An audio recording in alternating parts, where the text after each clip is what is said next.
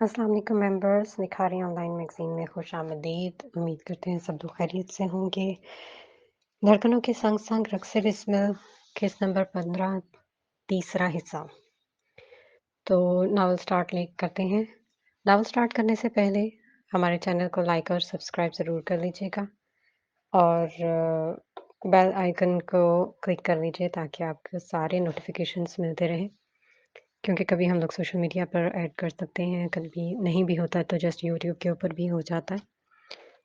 आपको फिर इस तरह से सारे वीडियोस के नोटिफिकेशंस मिलते रहेंगे। तो चलिए स्टार्ट करते हैं। जी, तो दानिश साहब अब बताएं, ये अचानक रातों रात आपके रवैये में तब्दीली कहीं मेरे स्टिंगन से करंट खाने से तो नहीं आई? लगता है करंट ने दिमाग पर असर किया है। आफरीन ने गर्म काफी का कप इसकी तरफ बढ़ाते हुए तजस्सुस से कहा। बिल्कुल नहीं, मैं तो और ज़्यादा रोशन दिमाग हो गया हूँ आपकी स्टिन गन का शुक्रिया आफरीन मैम। आपसे मुलाकात मेरे लिए ये एहसास से कम नहीं। वह हल्के से मुस्कुराया। क्या हम दोस्त बन सकते हैं? उसने आजिज़ाना कहा। अच्छा, लेकिन आपके वो फ़ोटोज़? वो हिचकिचाई। अगर आप पसंद करें तो वो फ़ोटोज़ आप अपने साथ अपने पास रख सकती हैं। दानिश सूरी ने हाथ हिलाया। इसकी बात पर आफरीन का मुँह बन गया, जैसे कड़वी गोली निगल ली हो। छी! वो भला उन फ़ोटोज़ को क्यों पसंद करने लगी? क्या आप मुझ पर इसका इल्ज़ाम नहीं लगा सकते? आपने सिर्फ़ सच बोला था। मैं आप पर इल्ज़ाम कैसे लगा छू! उसने अचानक छींक मारी। फिर आफरीन को अपनी तरफ दंग नज़रों से देखता पाकर शर्मिंदा होकर टिश्यू से बहती नाक साफ़ की। मिस याज़दानी, अगर कभी आपको मेरी मदद की ज़रूरत हुई, तो मुझे ज़रूर कहिएगा। मैं आपके काम आकर दिली खुशी महसूस करूँगा। उसने शाइस्तगी से कहा। हुँ, आपने आबिश की नींद में तस्वीरें निकाली होंगी। वो कुछ देर खामोशी से सोचते हुए बल आखिर असल बात पर आई। उसे अच्छी तरह इल्म था एक बदकिरदार शख्स के पास जब कोई औरत आए तो वो उससे फ़ायदा उठाने के बाद उसकी तस्वीरें और वीडियो ज़रूर महफूज रखता है। उसे यकीन था इस शख्स ने आबिश की गफलत से फ़ायदा ज़रूर उठाया होगा। दानिश ये सुनकर साकत हो गया। वो अब उसे ऐसे देख रहा था जैसे इसका बचपन का दोस्त हो, जो एक दूसरे को अच्छे से जानते हों। मुझे आपसे ये तवक्को नहीं थी कि आप मुझे इस कदर जानती होंगी। वो हैरान हुआ। आफरीन को अजीब लगा। नहीं, मैं उसने वज़ाहत देनी चाहिए कि इसने तो नफ्सियात की किताबें स्टडी की हुई हैं, जिससे इसे मालूम हुआ था कि ऐसे लोग इस तरह के काम ज़रूर करते हैं। मतलब अपने पास सबूत ज़रूर रखते हैं। मैं समझ रहा हूँ, मेरे पास वाक़ई काफ़ी वीडियोज़ हैं। आप यकीनन इस वसीले से आबिश से निपटना चाहेंगी। ठीक कहा ना? उसने दुरुस्त अंदाज़ा लगाया। आफ़रीन इसकी ज़हानत को दिल से मान गई। मैं आपको भेज तो सकता हूँ, लेकिन प्लीज़ किसी और को मत दिखाइएगा, स्पेशली अपने शौहर को। वो डर गया। अगर शहराम भाई को पता लगा कि आफ़रीन ऐसी वीडियोज़ देख रही हैं, तो यकीनन दानिश को बीच से चीर कर रख देगा या इसका कीमा ही बना दे। ये भी हो सकता था। शहराम सूरी इसका खालाजाद भाई था। वो बचपन से ही उससे डरता था क्योंकि शहराम एक छोटी-सी गलती पर भी धुन कर रख देता था। ओह! शामी, आप यहाँ कब आए? आफ़रीन ने अचानक ही दानिश के पीछे दरवाज़े की तरफ देखकर चौंक कर पूछा जिस पर दानिश तो उछल कर खड़ा हो गया। उसकी आँखें खौफ से फैल गईं। शामी मतलब शहराम सूरी? उसने डरते-डरते पीछे देखा, लेकिन जब किसी को न पाया तो एक सुकून की साँस भरकर आफ़रीन को शिकायती नज़रों से देखा। क्या आप शहराम को जानते हैं? आफ़रीन ने इसके डर को भांपते तुक्का लगाया। उसे अपनी तरफ जाँचती नज़रों से घूरने लगी। वो भाँप तो गई थी कि दानिश सूरी और शहराम सूरी का लिंक ज़रूर है। आप शहराम का नाम सुनकर इतने खौफ़ज़दा क्यों नज़र आ रहे हैं? क्या आप दोनों में रिश्ता है? मैं समझा नहीं, आप क्या कहना चाह रही हैं? मैं तो किसी शहराम को नहीं जानता। दानिश ने घबराकर पसीना पोंछा और हाथ को हवा में नफ़ी में हिलाकर शाने ला इल्मी से उचकाए। आफ़रीन हँस पड़ी। आपकी शख्सियत से अंदाज़ा लगाते हुए मुझे लगा, जिस तरह से आप अपने मकासद के हसूल के लिए कुछ भी कर सकते हैं। आप ज़ालिम और बदला लेने वाले लगते हैं। ये हैरत की बात नहीं कि आपको इन तस्वीर की परवाह नहीं, जो मेरे पास आपको धमकाने के लिए मौजूद हैं। अगर आप मुझे नहीं बताते कि शहराम से आपका क्या रिश्ता है, तो मैं जाकर शहराम से पूछूँगी। आफ़रीन ने पूरे यकीन से उसे धमकी दी। वो जान गई थी कि ये बज़ाहिर जितना मज़बूत दिखाई दिया था, शहराम के हाथ में है।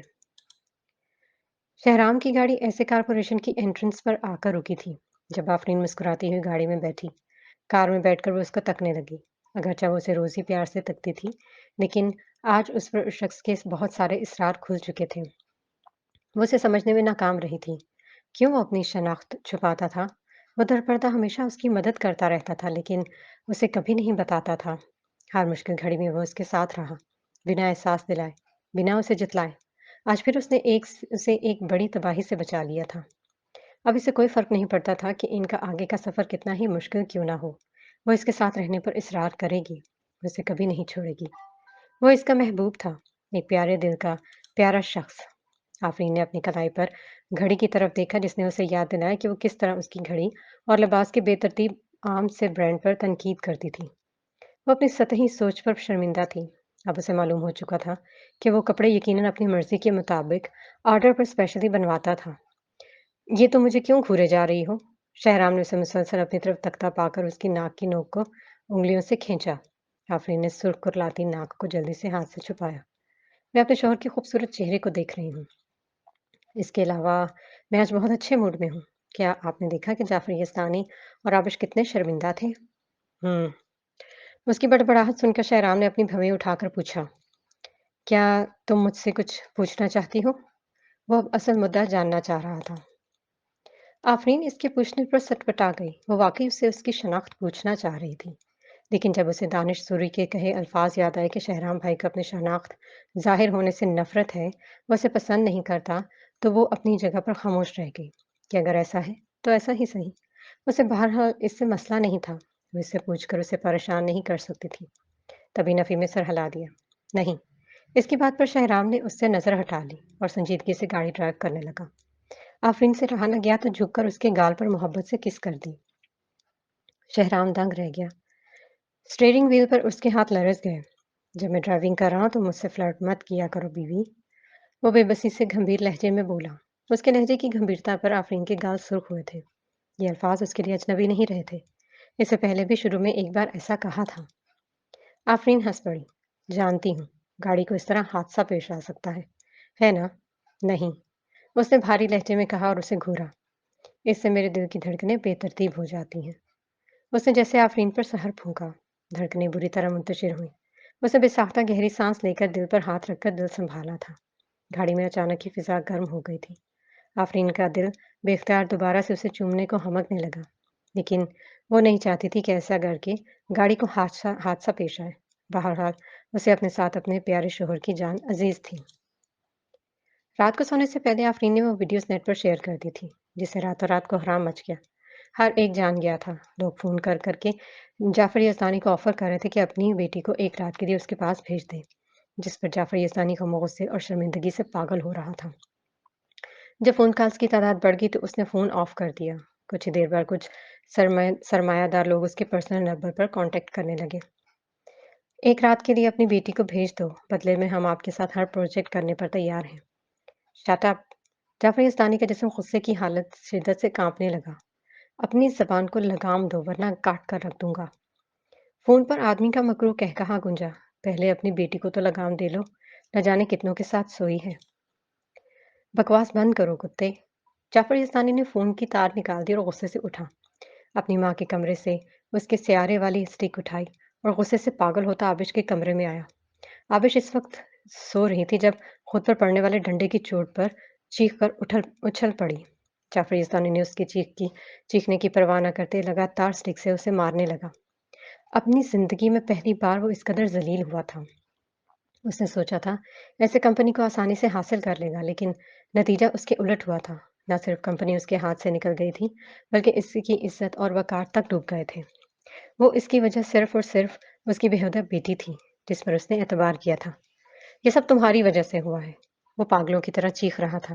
جب سے تم ہماری زندگی میں واپس آئی ہو، نہ صرف میری کمپنی ڈوب گئی، بلکہ ہماری ساکھ بھی برباد ہو گئی۔ میں اس عمر میں خوار و ذلیل ہو رہا ہوں تو تمہاری وجہ سے، صرف تمہاری وجہ سے۔ وہ دھاڑا۔ نہیں ڈیڈ! آبش چیخنے لگی اور اب آپ کے قدموں میں گر کر رونے لگی۔ ڈیڈ، میں نے یہ سب اپنے خاندان کے فائدے کے لیے کیا تھا۔ یہ آپ ہی تھے جو مجھے کہہ رہے تھے کہ دانش سوری کو خوش کرو۔ وہ رونے لگی۔ پاگل لڑکی، میں نے اسے تحفے دے کر خوش کرنے کا کہا تھا، نہ کہ اپنی عزت اس کے آگے لٹانے کا کہا تھا۔ شیم آن یو! تم جیسی بے حیا اولاد سے بہتر تھا میں بے اولاد رہتا۔ وہ سر پر ہاتھ رکھ کر نیچے بیٹھ گیا، رونے لگا۔ पागल हो गए हो क्या? कुछ भी हो, आबिश हमारी बेटी है। सालेहा चीखों पर भागती हुई हवास भागता सी अंदर आई थी और बेटी को गले लगाकर शोहर को डांटने लगी। आबिश के जिस्म पर डंडों के निशान बन चुके थे। इसका दिल जैसे जैसे जख्म जख्म हो गया था। वो अपनी बेटी को ऐसी हालत में नहीं देख पा रही थी। इस जैसी बेटी से अच्छा था मेरी कोई बेटी ना होती। जाफर यस्तानी उसकी तरफ इशारा करते चीखा। अगर मुझे पता होता तो मैं उसे उस जगह से कभी न लाता। सालों से ये गुमशुदा थी तो गुमशुदा ही रहती। अगर तुम ना होती तो क्या मैं आफरीन से धोखा करता? अगर तुम मुझे ना बरगलाती तो क्या मैं अपनी ही माँ को अपने हाथों से मारता? उसने पागलों की तरह अपने हाथ देखे। अगर ये तुम ना होती तो भले आफरीन ऐसे कंपनी ज्वाइन करती, लेकिन मेरी बात सुनती, मेरी बात मानती और मुझे चेयरमैन रहने देती। आबिश इसकी बात पर जर्द पड़ गई। इसका जिस्म कांपने लगा। सालिया उसे गले लगाकर चीखी, बस करो। ये सब उस टाइम आफरीन का किया धरा है, जिसने हमें जबरदस्ती इस इंतहा तक पहुंचाया। लेकिन तुम अब भी अपनी बेटी पर इल्जाम लगा रहे हो और उसे मार रहे हो। तुम सिर्फ ये जानना चाहते हो कि अपना गुस्सा कैसे निकाला जाए। कमाल है। तुम्हें अभी ये कहने की हिम्मत है। तुमने बहुत अच्छे से अपनी परवरिश की है बेटी की। इसमें कोई शर्म रही है ना कोई हया रही है। मुझे सबसे ज्यादा अफसोस इस बात का है सालिहा कि मैंने तुमसे शादी की और उसे जन्म दिया। जाफर यस्तानी का लफ्ज लफ्ज पछतावे में डूबा हुआ था। ठीक है, चूंकि आपको इस बात पर अफसोस है तो फिर हम यहाँ से निकल जाते हैं। सालिहा ने रोते हुए बाहर जाने से पहले आबिश का हाथ पकड़ा और उसे संभालती हुई कमरे से निकल गई। कुछ ही देर में पूरा विला खाली हो गया और अंधेरे में वीरान में खौफनाक नजर आने लगा। जाफरिस्तानी के पूरे वजूद में खौफ से कपकपी तारी हो गई। पूरा विला वीरान देखकर इनका कलेजा मुंह को आने लगा। कभी ये एक परवा भरा परा विला हुआ करता था, लेकिन सिर्फ 3 महीनों में ये घर खाली और वीरान दिखाई दे रहा था। जिंदगी में पहली बार इनके दिल को पछतावा महसूस हुआ। दूसरे दिन सुबह सुबह उसे कंपनी की तरफ से कॉल मसूल हुई कि उसे बोर्ड ऑफ डायरेक्टर्स के ओहदे से बरतरफ कर किया जा चुका है। ये सुनते ही वो गुस्से से भरा हुआ वहां पहुंचा, लेकिन सिक्योरिटी गार्ड्स ने उसे अंदर जाने से रोक दिया। जब उसने इनको धमकी दी तो गार्ड्स ने उसे धक्के देकर वहां से निकाल दिया। अब इसके पास कुछ भी न बचा था। गुस्से और तासुब से भरा हुआ वो एक बार में जा बैठा। रात तक वहां बैठा पीता रहा। रात के 12 बजे वो काफी अफसरदा सा घर वापस आया। पूरा विला तारीकी में डूबा हुआ था। नशे में धुत चकराते हुए चकराते हुए हवास के साथ दरवाजा खोलकर अंदर लिविंग रूम में दाखिल हुआ। अंदर कहीं भी लाइट नहीं जल रही थी। अंधेरे में सिर्फ छत तक जाती खिड़कियों के शीशों से चांद की दूधिया रोशनी आ रही थी। चांद की दूधिया रोशनी में वहां व्हील चेयर पर कोई बैठा हुआ था। उसका रुख दरवाजे की तरफ था और पीठ खिड़की की तरफ थी, जिस वजह से पीछे से रोशनी आ रही थी और इस वजूद का सामने वाला हिस्सा अंधेरे में था। बस ये लग रहा था कि कोई बूढ़ी औरत बैठी हुई है। उसके गिर्द गर्म चादर लिपटी हुई थी। उसके सफेद बाल चांद की रोशनी में चमक कर और ज्यादा सफेद लग रहे थे। यह खौफनाक मंजर किसी भी कमजोर आदमी का हार्ट फेल कर सकता था। जाफर यस्तानी इतना खौफजदा किया हुआ कि उसकी टांगें कांपने लगी। उसके जिस्म से जान निकलने लगी थी और बेजान सा होकर नीचे गिर गया। वो भागने की कोशिश में पीछे खिसका था, लेकिन दरवाजा जोरदार आवाज के साथ बंद हो गया। अब लिविंग रूम में अंधेरा छा गया। सिर्फ दो वजूद अंधेरे में रह गए। खौफ से उसका दिल उछल कर हलक में आ गया। अम्मी! जाफर यस्तानी खौफ से रुहानसा होकर हाथों के जोर पर पीछे खिसका। अब वो किसी खिसान रसीद पत्ते की तरह लरस रहा था। मेरे बेटे, तुम मुझसे इतना क्यों खौफ खा रहे हो? मैं तुम्हारी माँ हूँ। व्हीलचेयर पर बैठा वजूद आहिस्ता आहिस्ता व्हीलचेयर चलाता आगे आने लगा।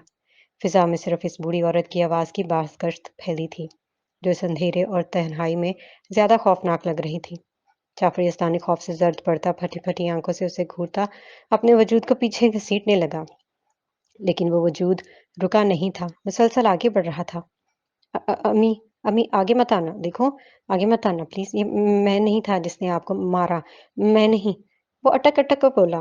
खौफ से उसके पूरे वजूद में सनसनाहट हो रही थी। इसका पूरा वजूद पसीना पसीना हो रहा था। साथ ही वो पीछे पे घसीटता जा रहा था। तो तुम कहते हो तुमने मुझे नुकसान नहीं पहुंचाया? कमरे में बूढ़ी औरत का खौफनाक कहकहा गूंजा। जानती हूँ, तुमने ये सब शेयर्स और पैसों के हसूल के लिए किया था, लेकिन तुमने अपनी बूढ़ी माँ को अपने हाथों से मार दिया। मारते हुए तुम ये भूल गए कि मैं तुम्हारी माँ हूँ, जिसने तुम्हें पाल पोस कर बड़ा किया। जब तुम छोटे थे, तुम्हारा ख्याल रखा, तुम्हें उंगली पकड़कर चलना सिखाया और तुम्हारी हर ख्वाहिश पूरी की। अब मेरी रूह बेचैन है, इसलिए मैं आलम अरवा से वापस आ गई हूँ। व्हील चेयर करीब से करीब होती जा रही थी और जाफर यस्तानी की सिटी गुम हो रही थी। اس کی سانس اٹکنے لگی، آنسوں سے اس کا چہرہ گیلا ہو چکا تھا۔ امی میں غلط تھا، میں مانتا ہوں، میں لالچ میں اندھا ہو گیا تھا، لیکن آپ کو نقصان نہیں پہنچانا چاہتا۔ یہ صالحہ تھی، ہاں صالحہ تھی جس نے سوتے ہوئے آپ کے منہ پر تکیہ رکھا۔ میں نہیں، جاؤ، جاؤ یہاں سے، میری بجائے اس کے پاس جاؤ، اسے پکڑو، جاؤ۔ وہ ہاتھوں سے اسے جانے کا کہہ رہا تھا۔ خوف سے اس کا رنگ زرد پڑ گیا، جیسے مردہ ہو۔ اگر تم اس پر راضی نہ ہوتے تو کیا وہ ایسا کرنے کی ہمت رکھتی؟ بولو۔ بوڑھے وجود نے خوفناک قہقہا لگایا اور پھر ساتھ ہی رونے لگی۔ امی، مجھے معاف کر دو۔ جعفر استانی اپنے نقصان کا احساس کرتے ہوئے رو پڑا۔ مجھے مس ماں اور بیٹی نے ورگلایا تھا، یہ میں نہیں کرنا چاہتا تھا امی، مجھے افسوس ہے، پلیز مجھے جانے دو۔ اب جب کہ تم یہ مان گئے ہو کہ یہ غلطی تمہاری تھی تو آؤ اپنی ماں کے ساتھ چلو، میں تمہیں لینے آئی ہوں، میں تمہیں یہاں سے دور لے جاؤں گی جہاں نہ کوئی صالحہ تمہیں تنگ کرے گی، نہ کوئی آبش تمہارے پریشان کر سکے گی۔ آؤ میرے بچے، میرے ساتھ آؤ، چلو، آؤ، آؤ۔ بوڑھے بازو آگے بڑھنے لگے اور جعفر یزدانی کو بازوؤں سے پکڑ لیا، لیکن جعفر یزدانی تو اتنا خوف زدہ ہو چکا تھا کہ اپنی جگہ سے ہل تک نہ سکا۔ خوف سے اس کے جسم نے پانی چھوڑ دیا۔ اچانک ہی لائٹ جل گئی اور پورا لیونگ روم روشنی میں نہا گیا۔ اس کے ساتھ ہی گھر کے اندرونی دروازے کھل گئے۔ کچن اور کمروں سے بہت سارے پولیس آفیسرز اندر آئے۔ بوڑھی عورت نے اپنی سفید بالوں والی وگ اتاری اور ویل چیئر سے اٹھ کر کھڑی ہو گئی۔ جعفر یزدانی تو بنا پلکن جھپکائے یہ سب دیکھ رہا تھا۔ وہ بوڑھی عورت کو دیکھ کر دنگ رہ گیا تھا۔ وحیدہ آنٹی آپ؟ یزدانی صاحب، کسی نے آپ کے خلاف رپورٹ درج کروائی ہے کہ آپ نے ہی اپنی ماں کا قتل کیا ہے۔ آپ کو اس جرم میں حراست میں دیا جا رہا ہے۔ پولیس آفیسر نے ہتھ کڑی لگائی اور آگے بڑھ کر جعفر یزدانی کے ہاتھوں میں ڈال کر کفل لگا دیا۔ نہیں نہیں، جعفر یزدانی نے مکرنے کی کوشش کی۔ میں نے زیادہ پی لی تھی جس کی وجہ سے میں نے بکواس کی۔ میں نے کچھ نہیں کیا، یقین کریں، کچھ نہیں کیا، یہ الزام ہے۔ اسے مکرتے ہوئے اپنی بات میں وزن پیدا کیا۔ مامو جی، میں نے آپ کا ایک ایک لفظ ریکارڈ کر لیا ہے، جو کچھ آپ نے بولا ہے وہ سب بیان میں محفوظ ہے۔ آفرین نے ایک چھوٹا سا وائس ریکارڈر نکال کر اس کی آنکھوں کے سامنے لہرایا۔ اس کے چہرے پر دکھ ہی دکھ رقم تھا، وہ کافی غمگین دکھائی دے رہی تھی۔ آنکھیں دکھ برداشت کی تکلیف سے سرخ اور نمناک تھی۔ اس کے لیے یہ جاننا بہت ہی بڑا سانحہ تھا کہ اس کی پیاری نانی اماں کو اس کے اپنے ہی بیٹے نے اپنے ہاتھوں سے مار دیا تھا۔ وہ ان قاتلوں کے ساتھ ملا ہوا تھا۔ مامو جی، افسوس اور دکھ کی بات ہے، آپ اپنی ماں کے اکلوتے بیٹے تھے۔ اس نے تکلیفیں برداشت کر کے آپ کو پال پوس کر بڑا کیا، آپ کی ہر خواہش پوری کی۔ اس کے باوجود بھی آپ نے دوسروں کی باتوں میں آ کر اپنی ہی ماں کو مار دیا۔ کیا آپ کو اب بھی یاد ہے کہ کس تکلیف سے تڑپ تڑپ کر انہوں نے جان دی تھی؟ آپ کا دل نہیں کانپا؟ کیا کبھی آپ کی ضمیر نے آپ کو لغزش نہیں کی؟ کیا کبھی تنہائی میں آپ کو پچھتاوے نے نہیں ڈسا؟ کیسے بیٹے ہو آپ؟ وہ سسک کر رونے لگی۔ بس، مزید مجھ کو کچھ مت کہنا۔ جعفر یزدانی جو پہلے ہی کافی شراب پی چکا تھا، آفرین کے منہ سے سچ سن کر وہ کافی خوفزدہ ہوا تھا۔ اس کا دماغ چکرا کر رہ گیا۔ آفرین نے سرد لہجے میں کہا، میں نے پہلے ہی بہت سے ثبوت اکٹھے کر لیے تھے۔ اگر آپ جیل میں مرنا نہیں چاہتے تو بہتر یہی ہے کہ ایمانداری سے حساب دیں۔ بصورت دیگر، صالحہ بعد میں عدالت کے الزامات سے بچنے کی کوشش ضرور کرے گی۔ جعفر یزدانی کو اس کی بات پر یقین نہیں آیا۔ کون سے ثبوت تم نے اکٹھے کیا ہے؟ وہ اندر ہی اندر خوفزدہ ہونے کے ساتھ غصہ ہوا اور حقارت سے اسے دیکھنے لگا۔ دانی ماں کا جس ہسپتال میں علاج کیا گیا تھا، اس ہسپتال کے پاس اس کا میڈیکل ریکارڈ موجود ہے۔ ڈاکٹر نے کہا ہے کہ اگرچہ نانی ماں اس وقت فالج کا شکار تھی، لیکن ان کے لیے ایک طرح اچانک موت واقعہ ہونا ناممکن تھا۔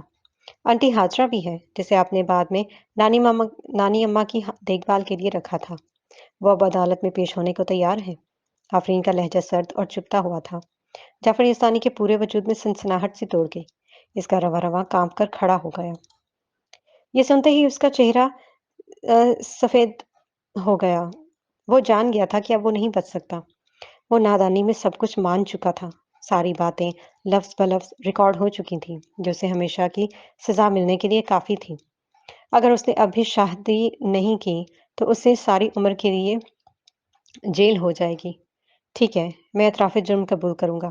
یہ صالحہ جیستانی ہی تھی جس نے اس موقع کا فائدہ اٹھایا، جب آپ کی نانی ماں سو رہی تھی اور ان کی موت دم گھٹنے سے ہو گئی۔ اس نے سر جھکا لیا۔ شاید یہ اس کے ضمیر کے زندہ ہونے کی آخری نشانی تھی۔ جعفر یزدانی زمین پر گر پڑا اور سسکیاں بھرتے اپنی ماں کی موت پر رو پڑا۔ وہ شخص جو پہلے اپنی ماں کی موت پر نہیں رویا تھا، کیونکہ اس کا ضمیر سو چکا تھا۔ اسے روتا دیکھ کر آفرین کے ساتھ ساتھ وحیدہ آنٹی بھی رونے لگی تھی۔ انہیں امید نہیں تھی کہ بوڑھی والدہ کا انجام اتنا کربناک ہوگا، اور وجہ موت اس کا اپنا بیٹا، بہو اور اس کی بیٹی ہوں گے۔ ایک آخری سوال پوچھنا چاہوں گی جعفر صاحب، جس دن میڈم سیڑھیوں سے گر گئی تھی، کیا یہ عابش تھی جس نے یہ کیا؟ آنٹی وحیدہ کو اس ایک بات کا شک تھا، اور اس شک پر یقین کی مہر جعفر کے پاس تھی۔ میں واقعی اس کے بارے میں نہیں جانتا ہوں۔ جعفر یستانی نے نفی میں سر ہلایا، لیکن اپنے دل میں عابش کی شخصیت کے بارے میں سوچتے ہوئے اسے لگا تھا کہ شاید اس نے واقعی ایسا کیا ہو۔ تاہم اس کی صرف ایک ہی بیٹی تھی، اور وہ نہیں چاہتا تھا کہ وہ جیل جائے۔ آخر میں جعفر یستانی کو پولیس پوچھ گچھ کے لیے اپنے ساتھ لے گئی۔ آفرین نے مڑ کر اپنے پیچھے تاریک ولا کی طرف دیکھا۔ یہ کبھی اس کا گھر تھا، لیکن اب یہ وہ جگہ تھی جہاں وہ مزید قدم نہیں رکھنا چاہتی تھی۔ اس نے چابیاں نکال کر لان کی گھاس پر پھینک دی، اور آنکھیں پونچھتی بنا ولا پر دوسری نظر ڈالے گیٹ سے باہر نکل گئی۔ داخلی دروازے پر ایک لیموزین کھڑی تھی۔ شہرام کا خوبصورت اور دراز وجود جو گاڑی سے ٹیک لگائے کھڑا تھا، باہر رات گہری ہو رہی تھی۔ سردی سے جسم کپ کپا رہا تھا، ہر طرف ہلکی ہلکی برف پڑ رہی تھی، اور برف کے چھوٹے چھوٹے ذرات اس کے سر کے بالوں اور کندھوں پر گر رہے تھے۔ اس نے آفرین کو دیکھا، جس کی خوبصورت آنکھیں رونے سے متورم ہو چکی تھی، نیچے سے سرخی چھلک رہی تھی، چہرے کا رنگ زرد پڑا ہوا تھا۔ وہ بالکل غم سے نڈھال نظر آ رہی تھی۔ تھکے تھکے قدموں کے ساتھ وہ اس کی طرف بڑھ رہی تھی، ہونٹوں پر کپ کپاہٹ واضح تھی۔ اب آفرین کے پاس اپنا کوئی گھر نہیں رہا تھا، کوئی رشتہ نہیں بچا تھا سوائے شہرام کے۔ شہرام کو دیکھ کر اسے لگا تھا کہ اسے ایک گھر مل گیا ہے، ایک سہارا مل گیا ہے۔ قریب آتے ہی وہ نڈھال سے اس کی باہوں میں گر گئی۔ یہ باہیں اس کی واحد پناہ گاہ بچی تھیں۔ شہرام نے بازو وا کر کے اسے خود میں سمیٹ لیا، اور اپنا اوور کوٹ اس کے گرد لپیٹ دیا۔ اب وہ اس کے فراغ سینے سے لگی سسک رہی تھی۔ شامی، میں نے آخرکار اپنا بدلہ لے لیا ہے، آفرین اس کے سینے سے لگی بھاری آواز میں بولی تھی۔ لیکن میں بالکل خوش نہیں ہوں۔ مجھے افسوس ہے کہ میں اپنی نانی ماں کے ساتھ زیادہ وقت کیوں نہیں گزار سکی، ورنہ یہ اتنی بری طرح نہ مرتی۔ ان کے آنسوؤں نے اس کے آنسوؤں نے اس کی قمیض گیلی کر دی تھی۔ شہرام سوری کو دوسروں کو تسلی دینا نہیں آتی تھی۔ اسے پتہ نہیں تھا کہ ایک عورت جب سسک کر رو رہی ہو تو اسے کیسے پرسکون کرنا چاہیے، کیسے اس کو دلاسا دینا چاہیے۔ وہ اس کام میں بالکل کورا تھا۔ تبھی اس کے چپ ہونے کا انتظار کرنے لگا۔ اس کا سر ہولے ہولے تھپ تھپانے لگا۔ اس کی انگلیاں آفرین کے نرم بالوں کو سہلا رہی تھیں۔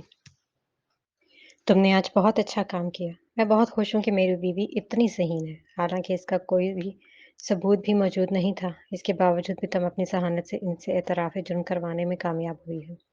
مجھے تم پر فخر ہے بیوی۔ اس نے پیار سے اس کے سر پر بوسہ دیا۔ آفرین یہ سن کر ہلکی پھلکی ہو چکی تھی، بس نمناک آنکھوں سے اس کے سینے میں سر دے دیا۔ صبح کے ابھی 6 بجے تھے۔ صالحہ اور آبش گہری نیند سو رہی تھی جب اچانک دوسرے دروازے کی گھنٹی زور و شور سے بجنے لگی، جیسے کوئی ہاتھ رکھ کر اٹھانا بھول گیا ہو۔ پورا فلیٹ بیل کے شور سے جھنجھنا اٹھا تھا۔ صالحہ کرنٹ کھا کر نیند سے اٹھی تھی۔ اس کے چہرے پر سخت بیزاری ابھر آئی تھی، جیسے اسے اپنی نیند ڈسٹرب ہونے پر سخت غصہ آیا ہو۔ وہ برہمی سے اڑتی پاؤں میں سلیپر گھسیٹتی تن فن کرتی دروازے تک آئی تھی۔ ارے کون ہے باہر؟ صالحہ نے غصے سے دروازہ کھولا۔ اس نے سوچا تھا کہ یہ جعفر ہوگا جو پریشان کرنے آیا ہوگا۔ تاہم جیسے ہی دروازہ کھلا، پولیس کا ایک گروہ اندر آ گیا اور اس کے دونوں ہاتھوں میں ہتھکڑیاں لگا دیں۔ لیڈی، آپ پر بڑی بیگم صاحبہ کے قتل کا شبہ ہے، آپ زیر حراست ہے۔ کیا؟ صالحہ دنگ رہ گئی اور جلدی سے خوف سے 2 قدم پیچھے ہٹ کر دیوار سے لگ گئی۔ میں نے کچھ نہیں کیا۔ اس کی آواز لرز رہی تھی، آنکھیں خوف اور شوق سے پھٹ گئی۔ دیکھو لیڈی، تمہارے شوہر نے پہلے ہی اسٹیشن پر مکمل بیان دے دیا ہے کہ تم نے ہی اپنے ہاتھوں سے اپنی ساس کا گلا گھونٹ کر مارا ہے۔ پولیس والے کی آنکھیں نفرت اور حقارت سے پر تھیں۔ کیسے ظالم عورت تھی جس نے اپنی ہی ساس کو مار ڈالا۔ اس قسم کا شخص بالکل بھی اس لائق نہیں تھا کہ اس سے نرمی برتی جائے یا رحم کیا جائے۔ پولیس نے اسے موقع نہیں دیا اور گھسیٹ کر باہر لے جانے لگے۔ امی، آ یہ کیا ہو رہا ہے؟ عابد شور سن کر اوپر سے نیچے آئی تھی اور اسے روکنے کے لیے بھاگی آئی، لیکن پولیس نے اسے قریب نہیں آنے دیا۔ صالحہ زور زور سے چیخ کر واویلا کر کے خود کو چھڑانے لگی، لیکن پولیس کی گرفت سخت تھی۔ تمہارا باپ ایک درندہ ہے، سنا تم نے؟ اس نے بیان دیا ہے کہ میں نے تمہاری دادی کو مارا ہے۔ آبش، تم کو اپنی حفاظت کرنی ہوگی۔ وہ چیخ کر اسے خبردار کرنے لگی۔ پولیس اسے دروازے سے کھینچ کر باہر گھسیٹ کر لے گئی۔ لاؤنج میں گہری خاموشی چھا گئی، اتنا سناٹا کہ آبش کا دل خوف سے دھڑکنے لگا۔ صرف اس کی وجہ سے اس کے خاندان پر برا وقت آ گیا تھا۔ ساری مصیبت اس کی پیدا کی ہوئی تھا۔ اس کا جی ڈوبنے لگا۔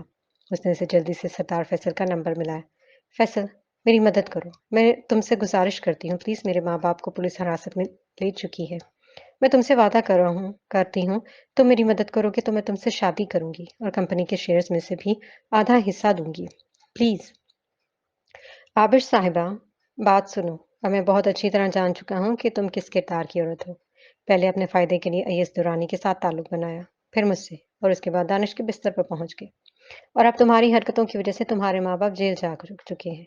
मेरी साख तक तुम्हारी वजह से बर्बाद हो चुकी है। मैं किसी को मुँह दिखाने के काबिल नहीं रहा। दफ़ा हो जाओ, आइंदा मेरे सामने मत आना। तुम जैसे गिरे हुए किरदार की औरत को देखकर ही मुझे उल्टी आती है। आह! उसने धाड़कर फ़ोन उसके मुँह पर बंद कर दिया। आबिश मुकम्मल तौर पर दंग रह गई। उसकी आंखें फट गई थीं। उसके अंदर गुस्से और नफ़रत के तूफ़ानी झक्कड़ चलने लगे थे, जिससे इसका पूरा वजूद झटकों की ज़द में आया हुआ था। उसे ऐसा महसूस हुआ जैसे वो हवा में मुअल्लक़ हो चुकी। नीचे ज़मीन पर पैर धरने की जगह न थी, ना कोई हाथ थामने के लिए सहारा मयस्सर था। और ये सब उसके अपने हाथों की कमाई थी, जो उसके आगे आई हुई थी। लेकिन उसे हार नहीं माननी थी, बिल्कुल नहीं माननी थी। ये सब आफरीन की कारस्तानी थी, उस डायन की, जिसने इन सब का खून चूस लिया। हसद की आग में वो अंधी होकर भड़-भड़ जलने लगी। ये डायन क्यों जिंदा है? इसे मर जाना चाहिए। उसे जिंदा रहने का क्या हक पहुंचता है? नहीं, बिल्कुल नहीं। अब देख लेना आफरीन यस्तानी कि मैं तुम्हारी जिंदगी में कैसे आग लगाती हूँ। अपनी आंखों से खुद को बर्बाद होते देखूंगी। इसके बाद भी अगर तुम सांस लेती हुई नजर आई तो मुआवजा ही होगा। आबिश की आंखों में अजीब सी चमक लहराई। वह इस वक्त बिल्कुल मखबूतुल हवास नजर आ रही थी। इस समय उसके फोन पर रिंग हुई। उसने व्हाट्सएप गैलरी ओपन की। किसी अनजान नंबर से उसको तस्वीरें मौसूल हुई थी। इसने क्लिक करके तस्वीर को देखा और खुशी और मुसरत से उछल पड़ी। यह तस्वीर उस बार की थी जहां वो वलीद गर्वेजी के सीने से चिपकी हुई थी।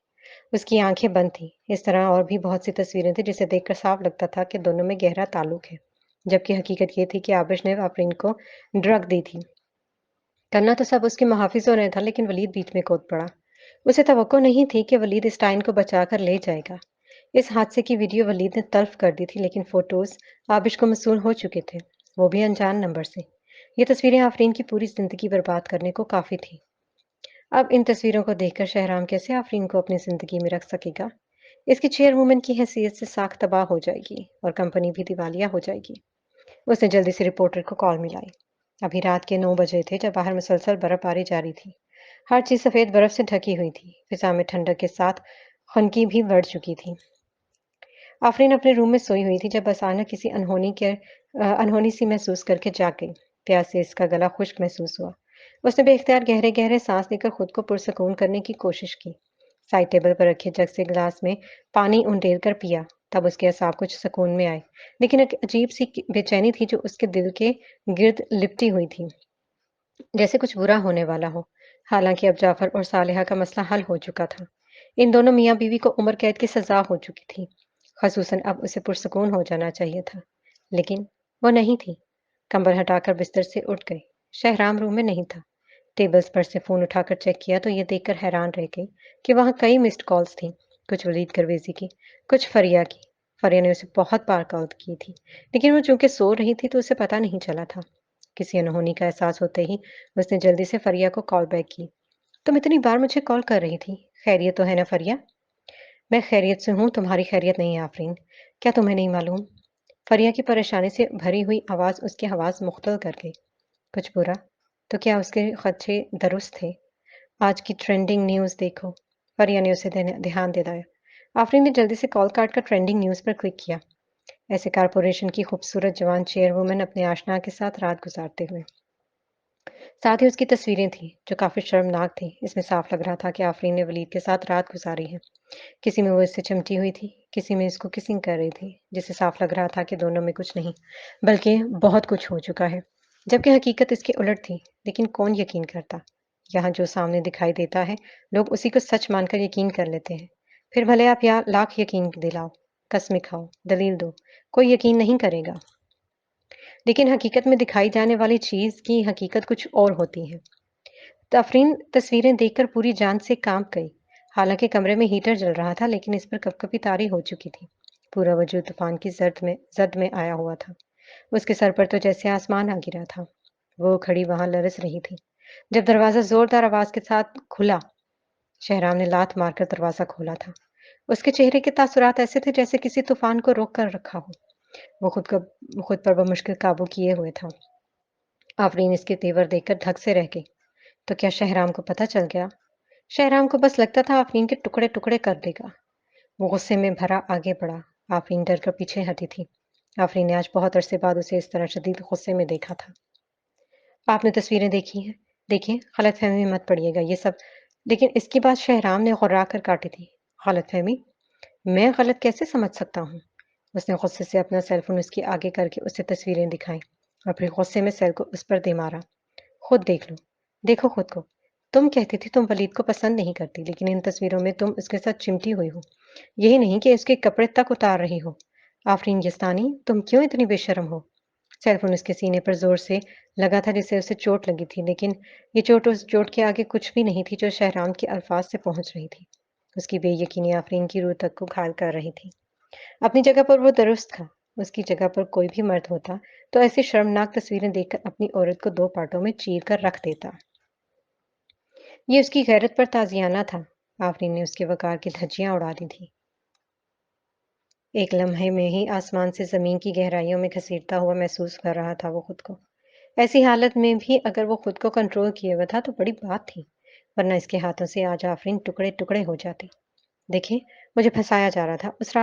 اس رات آبش نے میرے جسم پر زبردستی ڈرگ انجیکٹ کر دی تھی اور ولید نے مجھے بچایا تھا۔ ہم دونوں کے بیچ کچھ بھی نہیں ہوا تھا۔ آفرین نے روتے ہوئے اپنی صفائی پیش کی۔ میں نے خود کو باتھ ٹب کے ٹھنڈے پانی میں بھگو دیا تھا۔ ساری رات میں وہاں رہی تھی۔ یقین کریں، کیا تم مجھے بیوقوف سمجھ رکھا ہے؟ اس نے اسپاٹ انداز میں طنزیہ کہکا لگا کر اس کا مذاق اڑایا۔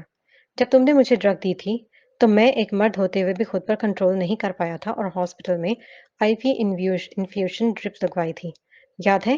لیکن تم کہہ رہی تھی تم نے خود کو ٹھنڈے پانی میں بھگو دیا۔ وہ طنزیہ انداز میں پھنکارا۔ میرا یقین کریں، میں سچ بول رہی ہوں۔ آفرین نے بے بس ہوتے مغموم لہجے میں اسے یقین دلانے کی کوشش کی۔ میں قسم کھا کر کہتی ہوں۔ بکواس بند کرو آفرین یزدانی، میں واقعی تمہیں نہیں سمجھ سکا۔ شہرام جلتا بھنتا اشتعال میں آ کر اچانک ہی اس کو تھوڑی سی زور سے پکڑا۔ تم میرے آگے ظاہر کرتی رہی کہ بڑی ہو کہ پاک باز اور شریف عورت ہو، میرے قریب آنے سے ڈرتی رہی۔ کیا مجھے بے وقوف بنانے میں تم کو مزہ آ رہا تھا؟ وہ دھاڑا۔ آفرین سہم گئی تھی۔ اب مجھے یاد آ رہا ہے کہ یہ تصویریں کب کی ہیں، جب میں کچھ دن کے لیے بزنس ٹرپ پر تھا۔ میں نے گھر فون کیا تھا لیکن ملازمہ نے بتایا کہ تم ساری رات گھر واپس نہیں آئی ہو۔ اس نے چپتی نظروں سے اسے حقارت سے گھور کر اس کی تھوڑی جھوٹ پر اس کے بالوں کو پیچھے سے جگڑ کر اس کا سر اٹھا کر جھٹکا دیا، جس سے آفرین کی درد سے سسکاری نکل گئی تھی۔ میں نے کچھ نہیں کیا، کچھ بھی ہمارے درمیان نہیں ہوا۔ میں اس سے محبت نہیں کرتی، یقین کریں شہرام۔ آفرین نے سختی سے اپنا سر نفی میں ہلا کر اس کی تردید کی۔ تو میرے اندازے درست ثابت ہوئے۔ شہرام تو اس کی سن ہی کب رہا تھا۔ شک و غصے نے اسے اندھا کر دیا تھا۔ میں نے تمہیں اس رات کال کی تھی، تمہاری آواز دبی ہوئی تھی، لیکن تم نے جھوٹ بولا کہ تم فریہ کے ساتھ شاپنگ کر رہی ہو، جبکہ تم ولید کے ساتھ گلچھڑے اڑا رہی تھی، ہے نا؟ اس نے اشتعال میں اس کے بالوں کو پھر سے جھٹکا دیا۔ آفرین کو اپنے بال جڑ سے نکلتے محسوس ہوئے۔ اس کی آنکھیں مسلسل نیر بہا رہی تھیں۔ وہ جیسے جیسے بولتا جا رہا تھا اس کا غصہ اور بڑھتا جا رہا تھا۔ یہ ایسا تھا جیسے اس کے دل پر کسی نے سخت وار کر کے زخمی کر دیا ہو اور زخم پر مسلسل نمک رگڑ رگڑ کر مل رہا ہو، جس سے اس کی تکلیف میں اضافہ ہوتا جا رہا تھا، اتنا کہ وہ سانس بھی نہیں لے پا رہا تھا۔ اس کے شکوک و شبہات اور الزامات پر آفرین کو اپنا وجود گہرے پاتال میں گرتا ہوا محسوس ہو رہا تھا۔ ان دونوں کے درمیان ابھی یقین نے نمو ہی پائی تھی۔ وہ واقعی نہیں جانتی تھی کہ اسے کیسے سمجھائے، کیسے یقین دلائے کہ وہ آئینے کی طرح شفاف ہے۔ اگر تم کو یقین نہیں تو تم تحقیق کر سکتے ہو۔ آفرین نے دل کی تکلیف برداشت کرتے مٹھیاں بھینچ دیں اور بے بسی سے کہا۔ شہرام ایسے کہہ کے مار لگا کر ہنسا جیسے کوئی دلچسپ لطیفہ سن لیا ہو، اور جو بولا تو اس کی آواز میں کافی نفرت تھی۔ ان تصاویر کو دیکھنے کے بعد تمہارے وجود کو دیکھنا ہی مجھے کراہیت میں مبتلا کر رہا ہے۔ اسے ڈر ہوا کہ اگر وہ تھوڑی دیر اور وہاں رکا تو اس کا ہاتھ اٹھ جائے گا، اور وہ آفرین پر ہاتھ اٹھا کر خود کو گندا نہیں کرنا چاہتا تھا۔ اسے دھکیل کر خود سے دور کر کے وہ باہر نکل گیا۔ آفرین اندر تک زخمی ہو چکی تھی۔ کل تک وہ خود کو دنیا کی خوش قسمت عورت سمجھ رہی تھی، اور آج ایسا لگ رہا تھا جیسے پوری دنیا ٹکڑے ٹکڑے ہو کر اس کے اوپر گر رہی ہے۔ یہ تصویریں آخر کہاں سے آ گئیں؟ اسے یاد تھا جب وہ وہاں سے نکلی تھی، ولید نے کہا تھا کہ اس نے کیمرہ توڑ دیا ہے۔ تو پھر؟ اس نے جلدی سے ولید کا نمبر ڈائل کیا۔ کال کنیکٹ ہوتے ہی ولید کی فکر مند آواز اس کے کانوں میں آئی۔ آفرین، تم ٹھیک تو ہو؟ شہرام یقیناً تصاویر کی وجہ سے غلط فہمی کا شکار ہوا ہوگا۔ میں اسے فون کر کے وضاحت دیتا ہوں۔ اصل میں آفرین نے ولید کو قدر مشکوک محسوس کیا تھا، لیکن ولید کا فکر مندانہ لہجہ سننے کے بعد اس نے محسوس کیا کہ وہ واقعی خود بھی بہت پریشان ہے۔ اس کا مطلب ولید ایک شریف آدمی تھا۔ وہ اس طرح کی تصاویر کبھی نہیں پھیلائے گا۔ وہ بہت ناراض ہے۔ اگر آپ اسے کال کریں گے تو آپ معاملے کو مزید بگاڑ دیں گے، اسی لیے رہنے دیں۔ آفرین تلخی سے بولی۔ کیا آپ نے یہ نہیں کہا کہ آپ نے اس وقت کیمرہ تباہ کر دیا تھا؟ تو پھر یہ سب کیوں؟ میں نے واقعی اسے تباہ کر دیا تھا، یقین کریں آفرین، میں نے اس وقت بھی اسے چیک کیا تھا۔ ولید گرویزی کا لہجہ ظاہر کر رہا تھا کہ وہ کتنا پریشان ہے۔ میرے خیال میں تصاویر آبش احسانی کو اسی وقت منتقل کر دی گئی تھی۔ میں ہی غافل تھا۔ آج مجھے پتا چلا کہ آن لائن تصاویر آبش یزدانی نے ایک رپورٹر کو دے کر پھیلائی ہیں۔ آفرین تکلیف سے سرد آب بھر کر رہ گئی۔ اس نے آبش کو بہت کم سمجھا تھا۔ یہ تصاویر بہت اشتعال انگیز تھی۔ کوئی بھی مرد اسے دیکھ کر اشتعال میں آ سکتا تھا۔ میں معافی چاہتا ہوں، ولید نے پھر معذرت کی۔ مجھے تو کوئی فرق نہیں پڑتا چونکہ میں مرد ہوں، لیکن یہ واقعہ واقعی آپ کی ساکھ کو متاثر کرے گا۔ اگر میں آپ کے لیے کچھ کر پاؤں تو مجھے بتائیں، میں وہ کرنے کی پوری کوشش کروں گا۔ شکریہ، مجھے کمپنی کی طرف سے کال آئی ہے جس کو سننے کی ضرورت ہے۔ بعد میں بات کرتے ہیں۔ آفرین نے جلدی سے ولید کی کال بند کی اور اپنے اسسٹنٹ کی کال اٹھا لی۔ چیئر وومن صاحبہ، جلدی سے کمپنی میں آئیں۔ آپ کے اسکینڈل کے بارے میں افواہیں گردش کر رہی ہیں اور کمپنی لائن کو رپورٹرز نے روک رکھا ہے۔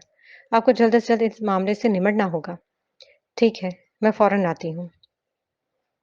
جی جناب، تو ویڈیو اگر پسند آئی ہو تو لائک ضرور کیجیے گا اور ہمارے چینل کو سبسکرائب ضرور کر دیجیے گا۔ پچھلی ویڈیوز میں دیکھ رہی تھی، کہیں پہ 3 لائکس ہیں، کہیں پہ 6 ہیں، کہیں پہ 4 ہیں، کہیں پہ 2 ہیں۔ آپ لوگ برائے مہربانی اسی طرح سے اس کو لائک کرتے جائیں۔ زیادہ سے زیادہ لائک کریں گے تو وہ ہمارے لیے بہت ہی اچھا ہوگا اور ہمارے چینل کو گرو کرنے میں بہت اچھا رہے گا۔ تو چلیں ملتے ہیں انشاءاللہ کسی اور ویڈیو میں۔ دعا میں یاد رکھیے گا، خوش رہیے۔ انشاءاللہ ملتے ہیں اگلی دفعہ۔ اللہ حافظ۔